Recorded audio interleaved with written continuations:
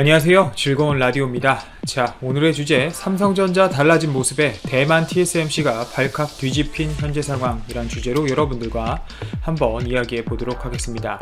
삼성전자, 그리고 그 중에서도 반도체, 또 그리고 그 중에서도 비메모리 반도체 중 삼성전자가 현재 강력히 밀고 있는 이 파운드리 사업에 대해서 여러분들과 한번 좀 깊게 이야기해 보고자 합니다. 자, 여러분, IBM, 엔비디아, 퀄컴, 엄청난 팹리스 기업들이죠. 그런데 이 기업들의 공통점이 뭘까요? 바로 최근 몇 달 사이 공개된 삼성전자가 수주한 고객사입니다. 정말 하나같이 이름만 들어도 알 수 있는 엄청난 기업들이죠. 사실 IBM 같은 경우는 작년에도 소식이 있었습니다. 특히 5나노 기반 반도체를 IBM과 삼성전자가 공동 협력하여 반도체를 개발하고 있었다는 소식도 있었고, 즉 GAA, 멀티 채널을 활용한 반도체 또한 같이 협업하여 만들었다는 소식도 가지고 왔었죠. 그리고 제가 소개해드린 적도 있습니다. 이런 협력 덕분인지 시작은 IBM으로부터 시작이 됩니다. 8월 중순 서버용 중앙처리 장치, 즉 CPU 파워10을 삼성전자 파운드리에 위탁 생산하겠다고 IBM이 공개를 했죠. 그 다음 IBM을 이은 삼성전자의 수주 소식은 바로 또 이어졌습니다. 바로 세계 최대 그래픽 처리 장치 기업인 엔비디아죠. 이 엔비디아는 최근 발표를 통해 선보인 GPU 지포스 RTX 30 시리즈를 삼성전자 파운드리의 전량 맡기겠다고 발표했습니다. 이 삼성전자의 8나노 공정을 활용해서 말이죠. 사실 이 삼성전자가 IBM 그리고 엔비디아와 협력한 것은 사실 이번이 처음은 아닙니다. 과거 한때는 동지였다가 또 적이 된 상황도 있었죠.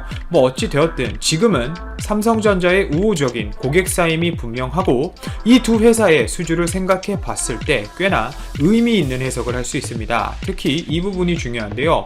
바로 비메모리 반도체 시장은 믿음을 바탕으로 한 협력이 필요합니다. 여러분 아시겠지만 엔비디아나 IBM은 반도체 설계에 집중하는 기업입니다. 즉 팹리스라고 보시는 게 속 편하실 텐데요.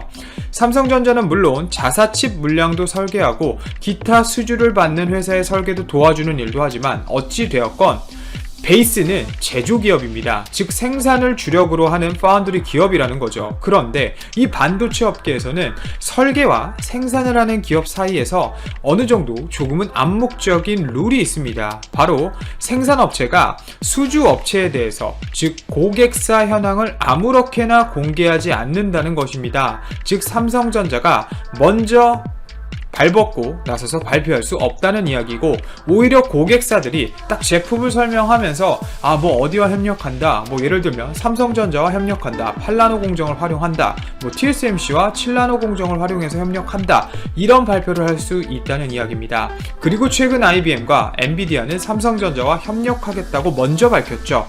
그만큼 삼성전자와 이제는 우호적인 관계를 형성 중이라는 것이고, 동시에 이 거대한 두 회사가 삼성전자의 칩을 맡겼다는 의미는 삼성전자의 파운드리 기술력과 그리고 생산력을 분명히 신뢰한다는 뜻입니다. 그리고 여기에 하나가 더 들어갑니다. 바로 퀄컴이죠.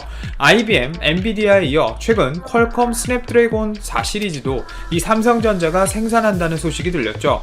5G AP 제품인데 최근 많은 이슈가 되고 있는 이 중저가 폰에 초점을 맞춘 제품입니다. 그리고 두 번째는 제품의 질적인 측면에서도 우리가 한번 바라봐야 되는데요. 삼성전자에서 생산하겠다고 밝힌 파워10, 그리고 지포스 RTX 30 시리즈, 즉 엔비디아의 제품이죠. 더 나아가 퀄컴의 5G AP는 모두 차세대 제품이고 일정 부분 이상 혹은 최고의 성능을 자랑하는 제품군에 속합니다.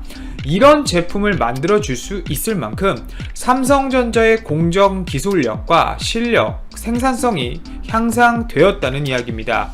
2년, 3년 전만 해도 사실 이 파운드리 매출은 삼성전자 입장에서 11조 원 수준이었지만 올해는 15조 원, 그리고 내년에는 20조 원까지 급증할 것으로 보고 있습니다. 이렇게 갑자기 짧은 시간 안에 매출이 2배 가까이 상승시킬 수 있었던 배경이 도대체 무엇일까요? 바로 삼성전자의 끊임없는 기술 개발과 그 결실이라고 볼 수 있겠습니다.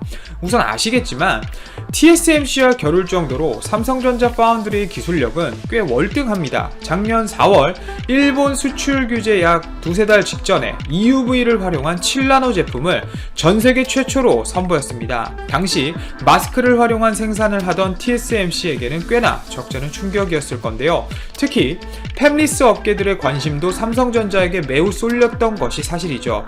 TSMC가 5나노 공정을 활용해서 생산한다면 이와 거의 동시에 삼성전자 또한 5나노 제품을 생산합니다. 실제 올해 2분기에 삼성전자는 5나노 제품 생산을 시작했고 5나노 2세대 그리고 5나노 공정 기반 하에 좀 더 업그레이드 시킨 4나노 제품도 준비 중이죠. 웃긴 것이 삼성전자가 따라온다 혹은 더 나아간다 라는 이야기만 하면 대만 TSMC는 얼마 지나지 않아 바로 동시에 언론 플레이를 합니다. 우리 TSMC는 3나노를 하겠다, 천문학적인 비용을 들여서 공장을 증설하고 이제는 2나노를 하겠다, 얼마를 투자하겠다, 바로 이런 언론 플레이를 말이죠. 이런 부분은 분명 대만 TSMC가 삼성전자를 어떻게 생각하는지에 대해 충분히 알 수 있는 대목이라고 할 수 있습니다. 엄청 긴장하고 있다는 이야기죠. 여러분, 세계 파운드리 시장에서 10나노 이하 공정을 활용하는 업체는 삼성전자와 대만 TSMC 두 기업뿐입니다. 물론 TSMC가 전량 생산할 수 없는 상황이기 때문에 일부 물량을 삼성전자가 받는 거다라는 이야기도 있지만 어찌되었건 이 일부 물량을 받을 수 있는 상황, 즉 공정 기술력이 TSMC와 겨룰 만한 상황이기 때문에 그 물량을 받을 수 있다는 것에 우리는 주목해야 된다는 겁니다. 또 최근 약 10년 동안 삼성전자 비메모리 사업은 대부분 모바일 중심이었던 것에 반해 최근 방금 말씀드렸듯이 파워10이나 지포스 RTX 30 시리즈, 즉 PC 제품으로까지 생산을 확대하면서 사업 영역이 이제는 저전력 모바일 프로세서 중심에서 고성능 컴퓨팅, 즉 HPC까지 확장이 되고 있습니다. 즉 이런 모든 결과가 다양한 고객사를 확보했기 때문이고 그 베이스는 바로 기술력이라는 것이죠. 사실 삼성전자는 2010년도 초반부터 중반까지 갤럭시 시리즈를 위해 생산했던 자사 제품인 엑시노스와 애플 수주 물량을 바탕으로 성과를 내왔습니다. 하지만 애플이 14나노 이후 삼성전자를 떠났고 기타 다른 굵직한 기업들에 대한 수주가 없는 상황에서 매출과 영업이익이 늘어나지 않는 조금은 계륵 같은 구조였죠. 하지만 아까 말씀드린 기술로 삼성 파운드리를 증명함으로써 이제는 엔비디아, IBM, 퀄컴 등 굵직한 기업들을 짧은 시간에 확보했다는 것입니다.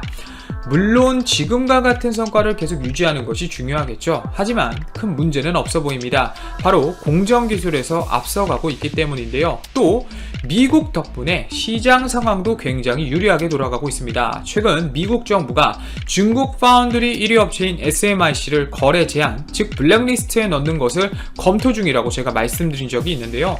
SMIC는 중국 최대 반도체 파운드리 기업인데 파운드리 시장에서 세계 5위권을 유지하고 있을 정도로 어느 정도는 위협적인 기업이라고 할 수 있겠습니다. 하지만 SMIC 제재가 현실화되면 SMIC가 맡고 있는 수요를 국내 업체가 가져올 수 있게 되겠죠. 물론 삼성전자가 앞으로 헤쳐나가야 할 부분도 있습니다. 바로 1위 업체인 TSMC와의 점유율 격차를 좁혀나가는 문제인데요. 팹리스 업체들 중에서도 시장을 선도하는 업체들이 예를 들면 애플이 되겠죠. TSMC와 협업을 하고 있기 때문에 어떤 굵직한 기업이 아예 삼성으로 넘어오지 않는 이상 당장은 힘들 수도 있어 보입니다. 그리고 가장 큰 문제는 TSMC는 생산만 하지 삼성전자처럼 설계를 하지 않습니다. 즉 고객의 오더만 생산하는 반면 삼성전자는 설계까지 하고 있죠. 즉 설계도와 함께 넘겨야 하는 고객사 입장에서는 설계 유출의 문제 및 정보 등이 빠져나갈 수 있는 문제도 분명히 있겠죠. 즉 고객사들이 안심하고 지속적으로 많은 물량을 삼성전자에 맡길 수 있게 신뢰를 구축하는 것이 삼성전자의 가장 큰 숙제가 아닐까라는 생각을 하며 이만 방송을 마치도록 하겠습니다. 오늘도 제 방송을 들어주셔서 진심으로 감사드리고 방송이 도움이 되셨다면 좋아요, 알람, 구독, 댓글 한 번씩 꼭 부탁드립니다. 감사합니다. 베트남이 국내외 관광산업 회복을 위해 4단계로 이루어진 국제여행산업 정상화 계획을 추진하고 있다. 6일 베트남 문화체육관광부 칭티투이 차관은 현지 매체인 진과 인터뷰를 통해 국제 관광객을 위한 여행을 4단계로 재개하도록 정부에 제안했다고 밝혔다. 우선 첫 번째 단계는 코로나19 상황이 기본적으로 통제되고 있다는 판단이 될 때다. 현재 베트남은 1단계를 넘어서 국내 여행을 위한 관광 활동은 매우 원활하게 진행되고 있는 상황이다. 2단계로는 효과적인 방역 조치를 취해 전염병을 잘 통제하고 있는 일부 국가와의 관광 활동 재개를 고려하는 것이다. 이를 위해선 세부적으로 국제 방문객을 맞이할 수 있는 조건이 충분한 지역에서 이 방안을 시범적으로 구현하는 것이 중요하다. 현재는 베트남의 제주도로 불리는 푸꾸옥섬이 시범 관광단지로 검토되고 있다. 투이 차관은 키엔 장성과 협력을 통해 푸꾸옥섬을 국제 방문객들을 맞이하는 장소로 개방하는 것에 대해 이야기 중이라고 밝혔다. 또한 국제 방문객을 맞이하기 위해선 반드시 선제적으로 여러 정부 부처 간의 협력이 필요하다고 강조했다. 교통부는 항공 국제선이 재운항할 수 있도록 승인해야 하며 공안부는 국제 방문객을 위한 비자를 발급해야 한다. 내무부는 푸꾸옥 항로선을 개설하기 위해 국내를 비롯해 국제 항공사와 협의하겠다고 발표했다. 이를 위해 MOCST는 동남아시아 및 한국과 일본 등 동북아시아 일부 국가, 호주, 뉴질랜드 등이 국제 관광을 재개할 수 있도록 제안했다. 이와 함께 푸꾸옥섬을 방문하는 외국인들에게 적용하는 특별 규정을 준비하고 있다. 예를 들면 푸꾸옥을 방문한 여행자들이 베트남의 다른 도시로 이동할 수 있는지, 국내 다른 도시 등에서 푸꾸옥에 들어갈 수 있는지 등이다. 베트남 정부가 오는 7월부터 한국을 비롯한 80개국 국민에게 전자비자 발급을 허용하기로 했다. 베트남 정부는 2017년 2월부터 한국 등 40개국 국민을 대상으로 시범적으로 전자비자를 발급했었다. 이 같은 입국 제한 완화는 국내외 코로나19 상황을 봐가며 단계적으로 완화할 것이라는 관측이 지배적이다. 베트남 전역의 4, 5성급 호텔 및 리조트의 78%가 코로나19로 인한 폐쇄 조치 한 달여 만에 영업을 재개한 것을 나타났다. 부동산 리서치 회사 세빌스가 전국 635개 고급 호텔 및 리조트를 조사한 자료에 따르면 영업 재개율은 호치민시가 95%로 가장 높았으며 다음으로 남부지방 파리아봉 다오성 96%, 하노이 93% 순이었다. 지난 4월 23일 사회적 격리 조치가 완화되고 항공사들이 국내선 운항을 정상화하면서 숙박시설들도 점차 정상화되고 있다. 그러나 호텔 소유자의 21%는 해외 시장이 회복될 때까지 영업을 중단할 것이라고 답했다.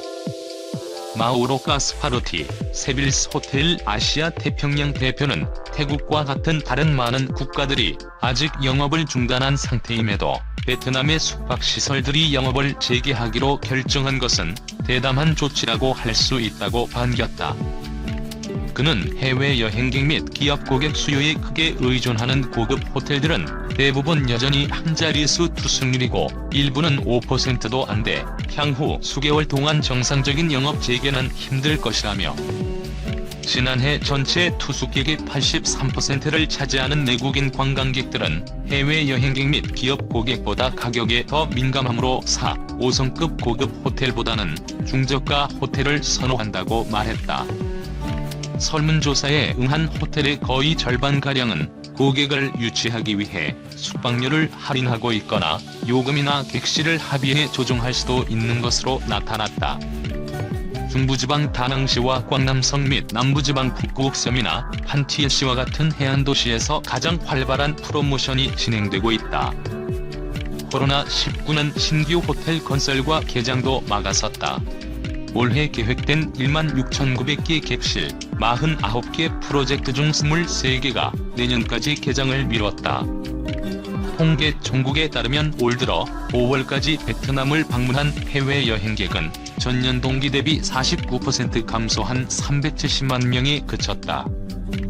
관광 총국은 코로나19 팬데믹이 이달까지 이어진다면 올해 외국인 관광객은 작년 1,800여만 명에서 70% 줄고 9월까지 팬데믹이 이어지면 75% 감소할 것으로 전망했다.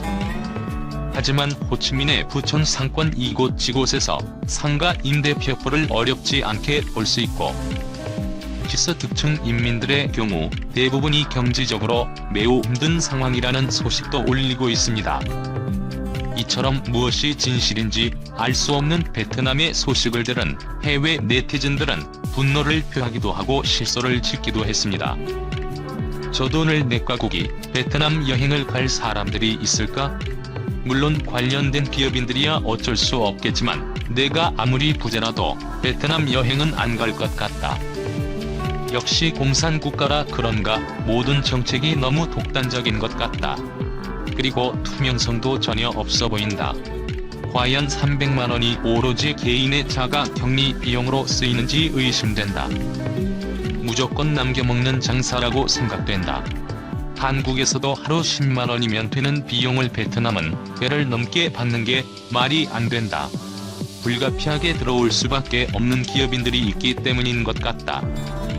베트남 국내 호텔 예약률이 100%라는 뉴스를 보고 정말 의아하긴 했었는데 이런 비밀이 있는지 몰랐다. 언제까지 손으로 하늘이 가려진다고 생각할지 모르겠다. 아무리 기업인들이라고 하더라도 자가격리비 300만원은 충격적이다. 그냥 지금까지 손해본 돈들을 격리비로 채우려고 하는 걸로 밖에 보이지 않는다.